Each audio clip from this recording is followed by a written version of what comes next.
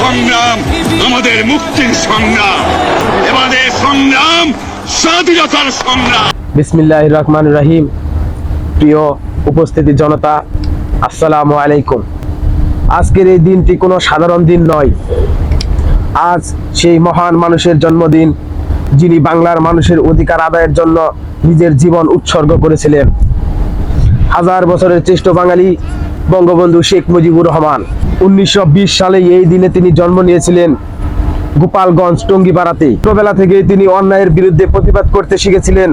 পাকিস্তানি শাসকের শোষণ, নির্যাতন ও বঞ্চনার বিরুদ্ধে তিনি গর্জে উঠেছিলেন বজ্র কণ্ঠে।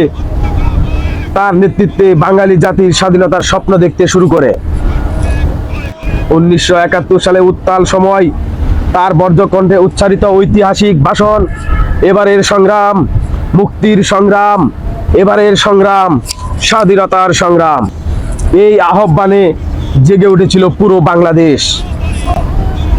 বন্ধুগণ, আজ 17 মার্চ শুধু একজন নেতার জন্মদিন নয়, এটি বাঙালি জাতির সাহস, আত্মত্যাগ এবং স্বাধীনতার স্বপ্নের প্রতীক।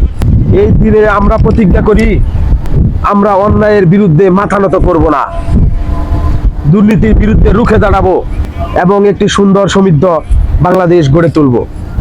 আসুন আমরা সবাই মিলে করি কাজ, গর্ব মোদের বাংলাদেশ। জয় বাংলা, জয় বঙ্গবন্ধু। বাংলাদেশ জিন্দাবাদ, ইনকলাব জিন্দাবাদ।